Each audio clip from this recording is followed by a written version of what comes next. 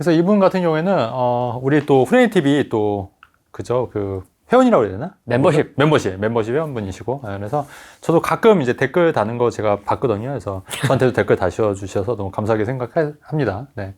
그리고 이분 같은 경우 이제 본인이고 이제 남편이 있으시고 여자분이세요. 그다음에 이제 각자 부모님 있고 아이를 한 명 계획 중이다. 그래서 김포 아파트 25평 실거주하고 있고 4억 2천에 샀는데 6억 전후 돼 있고 부천 이거 분양권에 샀는데 7억. 또 좀 많이 올랐어요. 그래서 이분은 그 일시적 일가구 위주택 제가 후레인 TV에서 말씀드렸듯이 일시적 일가구 위주택을 해서 먼저 분양권을 먼저 사고 왜냐면 이게 주택수 2021년 1월 전에는 분양권도 주택수에 포함이 안 됐으니까 이거 먼저 사시고 바로 김포 아파트를 해서 실거주를 해서 이거 비과세 받고 또 이것도 비과세 받을 수 있는 일시적 일가구 1주택 전략을 쓰신 거예요. 그래서 이것도 둘 다 비과세 받을 수 있다. 그래서 이렇게 돼 있는 거고 순자산이라는 자산이 안 나와 있는데 이분 같은 경우에는 그 순자산이 한 9억 정도 되셨던 것 같아요. 그죠? 순자산이 9억 정도 됐었고 나머지가 대출 5억이니까 14억이어서 이제 자산은 이제 14억이다. 이제 8억인데 이제 1억이 이제 또 주식이 있으니까 예. 그게 순자산이 뭐 9억인 거죠. 뭐 9억에서 비율도 뭐 나쁘지 않다. 자산 비율도 굉장히 양호하시다 이렇게 말씀드리고 것 같고요. 또 대출도 나중에 여기를 또 전세 놓으면 이 대출도 많이 회수가 되는 거니까 그래서 굉장히 나쁘지 않고 자산을 잘 키우고 있다. 보니까 회사 주식 비상장 주식인데 1억인데 이게 본인 남편분 회사의 비상장 주식인 것 같아요. 이제 보니까 여기에는 없었지만 이게 곧 2, 3년 후에는 상장 예정이더라. 이렇게 돼 있고 허용 가능한 원리금은 이제 100만 원대. 아마 이제 그 다른 거 이제 비용이 들어가는 비용도 많고 좀 원리금을 좀 줄이고 안 내고 싶으신 마음이 있으신 것 같아요. 근데 이 상장 법인 예금 같은 경우에 제가 좀 재밌는 얘기 하나 해드리면 2019년도에 제가 이제 3년 전에 이제 상담 신청이 온 거예요. 근데 30대 초반의 남자분이었는데 현금이 20억이 있다는 거예요. 20억. 뭐하는 사람인가? 그래서 좀 이제 처음에는 이제 뭐하는 사람인가 해서 이제 만나봤는데 이분이 이제 신라젠 직원이었던 거예요. 신라젠. 지금은 지금 거래 정지됐더라고요. 근데 2019년도에 이게 신라젠 최고점을 찍었는 거예요. 근데 이때 얘기 들어보니까 자기가 이제 우리 사주를 그 신라젠 주식을 대출을 다 여기저기 땡겨서 샀다는 거예요. 그래서 이게 자산이 불어나서 20억이 돼 있다는 거예요. 그래서 자기는 이거를 약간 지금 고점 같아서 요거를 처분을 해서 부동산을 살기 위해서 나한테 이제 상담을 의뢰한 거예요. 2019년도에. 와, 근데 지금 보니까 완전 기막힌 타이밍인 거예요, 이게. 그래서 그때 이후로 완전 바닥 쭉쭉 떨어져서 지금은 이제, 거래 정지가 돼 있는 상태인데, 그래서 제가 그때 이 당시에 이자금을 가지고, 근데 이거를 20억을 다 한 번에 하진 않고, 이 사람 같은 경우는 한 10억 정도만 빼서 부동산을 사고 싶다고 얘기해서 저한테 온 건데, 그때 제가 추천했던 아파트가 위례 신도시 아파트를 추천했는데, 거기를 2019년도에 샀으니까 지금 많이 한 7, 8억 올랐을 거예요. 그러니까 굉장히 탁월한 선택을 했던 거죠. 만약에 이 신라젠 주식을 갖고 있었으면, 이제 왜냐면 이 10억 갖고 이제 아파트를 살려다 보니까 그때 위례 신도시가 그때는 좀 저평가돼 있었거든요. 그래서 그때 이제 25평을 제가 이제 추천해서 이제 아마 그때 이제 샀었고, 정확하게 얼마 샀는지 기억이 안 나지만, 네, 그때 샀었고, 나머지 주식은 갖고 있었는데, 이거를 또 계속 지금 갖고 있었으면 이거 10억은 그냥 날라갔을 거고, 아니면 뭐 중간에 매도했으면은 또 뭐 다른데 또 돌리셔서 투자를 했으면 더 잘 되셨을 것 같고, 어쨌든 이런 기억이 있습니다. 3년 전에 그렇게 상담하고, 그리고 그거 상담하고 특별히 저랑 이제 교류는 안 했으니까 그 다음에 어떻게 됐는지 모르겠지만, 어쨌든 이때 10억을 가지고 위례 신도시 아파트에서 실거주를 하기 위해서 거기에서 들어가 살고 있는 걸로 제가 기억하거든요. 그래서 그렇게 했는데 지금도 잘 살고 계시나 모르겠습니다. 어쨌든 그때 그러니까 타이밍적으로 굉장히 괜찮았다. 근데 비상장 주식이 그런 게 있는 것 같아요. 이게 좀 터지면 이게 또 급상승 하더라고요. 폭발력이 있으니까 한 1억 정도 갖고 있는 거는 저는 이제 괜찮고, 이런 주식은 갖고 있을만 하더라. 그래서 이런 거는 전 주식 투자에 대해서 좀 부정적이긴 한데, 이런 거는 좀 갖고 있는 것도 괜찮을 거라고 생각합니다. 이렇게 되는 거고. 자, 그래서 2023년에 이제 부천이 입주 전에 김포 매도, 부천에 실거주 할까 이렇게 하는데, 가급적 이거 같은 경우에는 이게 그 당시에 이제 그 비조정 지역에 샀으니까 이제 3년 이내만 김포 아파트를 처분하면은 되잖아요. 그래서 그거를 최대한 유지하면서 동시에 1가구 1주택을 최대한 왜냐면 이거를 김포집을 처분하고 요 집에 들어가게 되면은 1주택인 상태잖아요. 근데 여기가 입주가 되고 이 기존 주택이, 그러니까 최고 유예기간 있지 않습니까? 2년이든 3년이든, 조정지역 같은 경우는 지금 2년으로 바뀌었죠. 2년이고 비조정지역 같은 3년이니까 최대한 이거를 버티면은 2주택이긴 하지만 비과세가 되는, 둘 다 비과세가 되는 거니까 최대한 버틸 수 있는 데까지 버티는 게 저는 더 유리하다고 봐요. 그래서 가급적 이 김포 아파트를 처분하고 부천의 아파트를 입주하면서 들어가는 것보다는 일시적 1가구 2주택을 최대한 활용해서 2주택 상태에 내서 비과세 혜택을 받을 수 있는 거를 최대한 유지를 해서 처분하는 게 더 맞지 않겠냐. 저는 개인적으로 그렇게 생각하고요. 그래서 입주 전에 김포 매도 부천 실거주하는 것보다는 최대한 이 김포를 끌고 가는 게 낫겠다. 이런 생각이 들고요. 그 다음에 양가 어머님이 있는데 이제 무주택인데 투자 가능하냐 이렇게 되는 것도, 친정 어머니 같은 경우에 SH 임대고 시어머니 같은 경우에는 전원도 5세대 전세 5천을 살고 계신데, 그러니까 이분이 이거예요. 친정 어머니로 만약에 투자를 하게 되면 SH 임대 같은 경우에는 주택을 매수하게 되면 그쵸. 어떻게 되죠? 나가셔야 돼요. 나가셔야 돼요. 근데 오피스텔은 상관없어요, 여러분. 오피스텔이나 상가는, 오피스텔이나 상가 혹은 이제 사무실 같은 거 있지 않습니까? 근데 이게 가액 기준으로 아마 이게 2억 5천인가 2억 6천인가 그럴 거예요. 주거용이어도요? 주거용이어도요? 주거용 하면 안 되죠. 근데 오피스텔은 기본적으로 공부상 업무용이기 때문에 오피스텔이나 상가나 사무실 같은 경우에는 사고, 그 대신에 이제 그 가액 자체가 2억 6천인가 2억 8천인가 아마 그럴 거예요. 정확하게 이제 봐야 되는데, 어쨌든 이 정도의 자산만 이하라고 하면은 안 나가실 수 있다는 얘기예요. 그래서 만약에 친정 어머니 명의로 할 거면 주택보다는 이런 오피스텔이나 사무실이나 상가 위주로 투자를 하셔도 된다, 어머니 명의로. 그래서 월세 받는 걸로 친정 어머니 뭐 용돈도 드릴 수 있기 때문에 이런 것도 있고, SH 임대를 안 나가면서도, 합법적으로 안 나가시면서도 투자를 할 수 있는 방법인 거예요. 금액은 한번 보셔야 돼요. 이게 금액은 정확하지 않으니까. 그래서 그건 한번 참고하셔서, 주거가 아닌 주택이 아닌 경우에는 상관없이 이런 자산, 부동산은 사도 상관이 없다. 또 자동차 기준도 있을 거예요. 자동차가 뭐 2000cc 뭐 그런 기준도 있거든요. 그러니까 그런 규정만 아니면 또 70대 시니까 아마 자동차는 뭐 상관없으실 것 같고, 이 자산 기준만 충족이 되면은 안 나가고도 투자가 가능하다, 이렇게 좀 보여지고요. 자, 시어머니 같은 경우는 전원돈 5세대 주택 전세 5천을 사시는데, 두 분 모두 실거주보다 투자를 희망하고 자식들을 위해서 청약 점수가 48에서 50점대다. 그래서 친정 어머니가 만약에 SH 임대를 계속 유지를 하실 거면 오피스나 상가나 이런 사무실을 용도로 하시는 게 투자를 하는 것도 방법이고, 그리고 만약에 SH 임대가 꼭 중요한 게 아니잖아요. 두 분이 만약에 이 점수를 가지고, 청약 점수를 가지고 청약을 노린다고 하시면은 이거를 이제 나오시고 좀 저렴한 데서, 다세대 같은 데서 전세나 월세를 사시면서 청약을 노려서 내 집 마련을 하는 것도 나쁘진 않은데, 지금 문제가 뭐냐면 70대다 보니까 이게 중도금 대출이 안 나올 수가 있어요. 중도금 대출. 왜냐면 그 소득이 없고 연세가 많으신 분들은 이제 중도금 대출이 신용대출이긴 한데, 문제가 뭐냐면 중도금 대출이 좀 안 나올 수가 있거든요. 경제활동을 하신대요. 그러면 나올 수도 있는데, 나올 수도 있는데, 소득이 많지 않아서거나 신용대출이 이게 나이 연세가 너무 많으시면 중도금 대출이 간혹 안 나온 경우도 있더라고요. 그래서 그런 부분은 반드시 체크를 한번 하셔야 된다. 아니면 중도금 대출이 그 뭐 허그 보증이 아니라 그 신용사 담보 자체 담보 대출이 되는 경우도 있거든요. 그래서 그런 데는 좀 이제 그 여력이 더 되니까 그런 것도 참고하셔야 되는데, 소득이 어떻게 될지 모르겠지만, 그러니까 신용불량자만 아니면 사실은 중도금 대출은 나와요.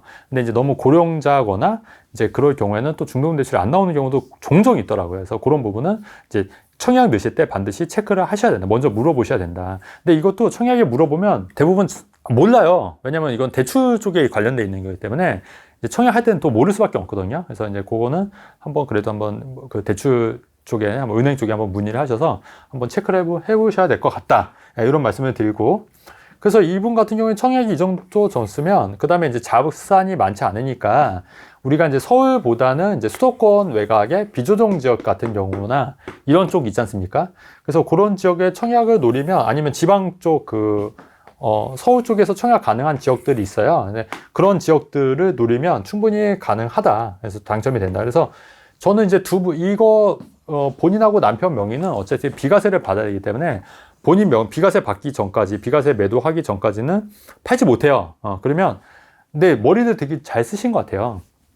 이분이 어차피 이거 비과세를 받는 건 비과세 받는 거고, 추가로 부모님의 명의를 활용해서 투자를 할 계획인 거기 때문에, 그렇다고 하면은 부모님 명의로 청약을 노리는 전략을 하게 되면 중도금 대출 문제만 아니면 충분히 투자를 감행하실 수 있다는 얘기예요. 감행하실 수 있고, 또 이거는 또 여담이긴 한데요. 이거는 그냥 웃자고 하는 얘기니까, 웃자고 하는 얘기인데, 두 분이 친정어머니랑 시어머니 이렇게 따로 사시는 것도 나쁘지 않은데, 두 분이 친해지시면 같이 사실 수도 있는 거 아닌가? 그거 제가 질문 드리려고 했어요. 그래서요? 그 방법도 있지 않을까? 네, 그래서 이것도 아이디어 측면인데, 뭐 친해지면 또 혼자 외로이 사시는 것보다는 진짜 어머니, 시어머니 모시고 그다음에 추석 때 갈 때도 한 번에 가면 좋잖아요. 또 같이 사시는 것도 괜찮을 것 같다는 좀 생각이 듭니다. 그래서 그렇게 되면 이제 주거 비용도 아낄 수 있고 또 그 자금으로 또 투자도 가능한 거니까 그렇게 해서 좀 효율을 높여서 이제 투자의 여력을 높이는 것도 괜찮을 것 같고, 저 같으면 요거 비과세는 그냥 냅두고 부모님 명의로 투자를 하는데, 아까도 말씀드렸듯이 친정 어머니의 SH 임대를 벗어나기 싫다고 하면 아파트는 못 사요. 그렇기 때문에 사무실, 상가, 오피스텔, 지식산업센터 이런 건데 가액 기준에 적합한 그런 부동산을 사서 자산을 월세를 받거나 불리시는 방법이 있고, 또 누구죠? 시어머니 같은 경우에는 청약 점수를 활용해서 청약 전략을 노려서 청약에 당첨되는 방법도 있고, 그리고 또 이런 방법도 있어요. 두 분이 어차피 이게 비조정 지역은 두 채까지 취득세가 1%지 않습니까? 그죠? 그러니까 차라리 이분을 만약에 투자 여력이 된다면 친정어머니 앞으로 두 채, 시어머니 앞으로 두 채 이렇게 해도 살 수 있는 거예요. 그러면 총 4채가 되는 거지 않습니까? 그래서 그런 자금을 활용해서 요거를 나중에 처분해서 이제 본인이 원하시는 뭐 용산이라든가 송파의 리모델링 단지라든가 이런 쪽으로 이제 갈 수가 있는 거죠. 근데 개인적으로 저는 김포에 사시는 분들은, 김포 부천에 사시는 분들은 마곡지구로도 많이 넘어가세요. 마곡지구. 근데 마곡지구도 살기 굉장히 괜찮거든요. 쾌적하고 공원도 많고 또 이제 자녀 키우기에도 나쁘지 않기 때문에 그것도 마곡지구도 한번 이사 가는 쪽으로 한번 검토해보는 것도 전 나쁘지 않다고 봐요. 근데 이분 같은 경우에는 좀 시간이 걸려도 정비 사업 쪽을 많이 보고 계신 것 그렇게, 같아요. 맞아요. 그러면 뭐 목동 쪽 재건축도 하는데, 이분은 약간 송파라든가 용산 쪽으로도 좀 더 관심이 있어 하시는 것 같아요. 근데 제가 왜 그 말씀을 드리냐면, 그러기에는 자금이 많이 부족하세요. 아까 순자산 9억 정도였잖아요. 근데 송파권으로 가기 위해서는 최소한 20억 정도는 있어야 되거든요. 그리고 용산 쪽 가려도 한 20억 정도 있어야 되기 때문에 그거보다는 자금을 더 많이 모으셔야 되기 때문에, 근데 그 자금을 모으기 위해서는 이제 우리 시어머니나 어머님을 명의를 활용해서 하는 투자 방법, 왜냐면 두 분은 비과세 때문에 못하니까 그런 방법으로 접근하시는 게 좋을 것 같고, 그나마 여기서 바로 옮겨갈 수 있는 게 마곡지구 같은 경우에는 돈을 조금만 보태도 되니까, 최근에 마곡지구가 또 이렇게 최근에 좀 급매물이 좀 팔렸었잖아요. 그래서 그렇게 돼서 좀 그런 25평이 좀 10억대 언저리에서 팔려가지고 좀 말이 많던데, 뭐 그런 이제 급매물 노려서 이제 가는 방법도 있으니까 그런 전략도 한번 생각해 보시는 것도 괜찮을 것 같고, 그래서 어쨌든 이분 같은 경우에는 제가 볼 때는 이분 같은 경우 80점 주고 싶어요. 투자를 잘 하고 계시고, 또 이제 본인들 비과세를 살리면서도 투자를 하기 위해서 부모님은 또 이렇게 명의를 잘 살려서 활용하려고 지금 차근차근 준비를 이미 하고 계시다. 그렇기 때문에 굉장히 잘 하고 계신 것 같아요. 그래서 여기서 조금만 더 투자 가치가 있는 지역을 노려서 투자를 하신다고 하면은 굉장히 잘 발전 가능성이 있겠다.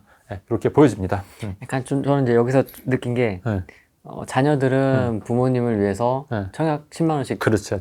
넣어주고 계시고, 또 반대로 어머니들께서는 자기가 조금 불편해도 자식들을 위해서 그렇죠. 자산 증식할 수 있는 데를 좀 했으면 좋겠다라고 그렇죠. 얘기를 하시고 서로. 그러니까 너무 이게 좋아 보이는 것 같아요. 그러니까 어머님들도 이제 자식들 위해서, 왜냐하면 또 아마 한편으로는 또 이렇게 크게 물려줄 게 없으니까 이렇게라도 자녀들한테 도움을 주고 싶다는 그런 부모님 마음인 것 같고, 또 자녀분들도 또 그거를 또 잘 활용해서, 이건 뭐 합법적인 거지 않습니까? 합법적으로 또 잘 활용하게끔 또 하는 거고, 또 이제 잘 되면 또 서로 용돈도 많이 드리고 하면 서로 윈윈이 되는 거니까 굉장히 되게 화목한 가정이지 않을까, 개인적으로 그렇게 생각하고, 그렇기 때문에 두 분이서 좀 같이 사시는 것도 한번 고려해 보는 것도 어떨까. 여기 지금 내 집 마련 선호 지역 순위를 쭉 적어주셨는데 2위에 용산구가 있거든요. 네네. 용산. 네. 용산 신축 빌라 어떻게 좀 보십니까? 용산 신축 빌라요? 용산 신축 빌라 추천하신 분 계시잖아요. 네. 대표님 생각 좀 궁금해가지고. 이렇게 의뢰 좀 많이 오지 않아요? 오죠. 용산 어떻게 보세요? 왜냐면 여기도 정비 사업 핫한 데고. 그렇죠. 그러니까 입지가, 용산은 강남에 버금가는 좋은 입지긴 해요. 근데 문제는 빌라는 아니라는 거죠. 빌라는. 그러니까 빌라는 언제 될지 사실 모르는 거잖아요. 샀다가. 그러니까 이게 용산 빌라를 사는 이유가 나중에 이제 재정비 사업으로 인해서 아파트가 될 수 있다는 그런 기대감 때문에 하는 건데, 사실 하세월 만약에 그냥 빌라로 남는다고 하면은 그게 사실 기회비용에서 굉장히 마이너스고 또 언제 될지 모르는 거기 때문에, 또 실제로 용산 같은 경우에도 또 주민들의 반대에 의해서 또 무산되는 경우도 있었거든요, 실제로. 그렇기 때문에 그런 불확실성이 많이 내포되어 있는 빌라를 사는 거는 저는 아니다. 왜냐면 그 외에도 이렇게 투자할 때가 많이 있는 건데, 지금은 사실 투자할 땐 천지잖아요. 이렇게 투자할 때가 많이 있는데 용산 빌라를 사서 돈이 오랫동안 묶이는 거는 아니지 않냐. 또 빌라들이 하자가 또 굉장히 많아요. 하자가. 근데 사실 아파트 같은 경우에는 그런 이제 그 관리사무소라든가 이런 데 화자를 다 관리하는데, 빌라는 사실 그런 게 없거든요. 그래서 본인이 다 오고 가야 되고, 특히 지하 빌라 사신 분들은 엄청 고생 많이 해요. 반지하 같은 사신 분들은, 특히 요번에 침수된데도 그런 데 사신 분들이 엄청 고생 많이 하실 거거든요. 그래서 그렇게 하는 건데, 그럼에도 불구하고 용산 빌라를 추천하는 이유는 딱 하나예요, 여러분. 돈이 되기 때문에, 돈이. 누가? 이 판매자 입장에서. 왜냐면, 아니, 진짜 그렇잖아요. 시행사 입장에서는 빌라 하나를 지어서 하나를 파는 게 굉장히 큰 이득인 거예요, 여러분. 그러니까 그렇기 때문에 그거를 좋다고 해서 팔 수밖에 없는 거예요. 그러니까 갖가지 용산의 호재 뭐 어쩌고저쩌고 다 해서 다 계속 붙이는 거예요, 계속 용산. 남은 건 용산뿐 이러면서. 그러니까. 예. 근데 그게 용산 빌라는 아니란 얘기죠. 근데 사람들이 거기에 너무 현혹돼서 이런 빌라를 사서 잘못 사가지고 돈이 묶여 있는 경우를 굉장히 제가 많이 봅니다. 예.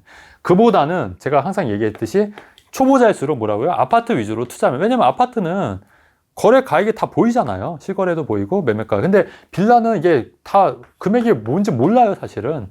이게 구조나 형태에 따라서 금액이 다 천지 차이기 때문에, 그렇기 때문에 내가 눈탱이 맞기가 굉장히 쉽다. 눈탱이 맞기가 쉽고, 그렇기 때문에 굉장히 조심해야 된다. 그럼에도 불구하고 이제 용산 빌라를 굉장히 미시는 분들이 굉장히 많이 있다. 그러니까 그런 부분은 좀 조심해야 된다고 저는 강력하게 말씀을 드리고 싶습니다. 말을 잘하는 거랑 그다음에 이게 부동산 투자를 또 잘하고 또 부동산 투자를 잘하게끔 이끌어주는 거랑은 다르다고 보거든요. 그래서 여러분들도 너무 그런 말 잘하는 사람들의 현혹이 돼서 너무 그런 사람들의 말을 맹신하거나, 특히 그 강사들 같은 경우에 유명 강사들을 너무 맹신해서 마치 그 사람들을 신처럼 생각하거나 엄청 대단한 사람으로 생각하거나 이런 분들이 굉장히 있는데, 이런 거는 좀 아닌 것 같고요. 제가 느끼기에 사람은 아무리 훌륭한 사람과 아무리 못난 사람도 한 끗 차이예요. 큰 차이 없습니다. 이 우주에서 봤을 때 이 사람은 다 큰 차이가 없는 거예요. 그러니까 여러분들이 저를 볼 때도 너무 우러러 볼 필요도 없는 거고, 그렇다고 제가 그 사람이 있어도 너무 얕잡아 볼 필요도 없는 거고, 다 거기서 그냥 거긴 거예요. 그러니까 여러분들도 너무 이렇게 강사들에 대해서 너무 막 이렇게 마치 근데 그 또 어떤 강사들은 자기가 만약에 신처럼 그렇게 막 포장을 하는 그런 사람들도 분명히 있더라고요. 근데 그런 거는 정말 아닌 것 같다. 다 사람이고 큰 차이가 없다. 다 여기서 다 거기서 거기 때문에 너무 크게 뭐 부각할 것도 없고 너무 또 업신 여길 필요도 없다. 이 말씀을 드리고 싶습니다. 그래서 너무 그런 데 현혹되지 마세요.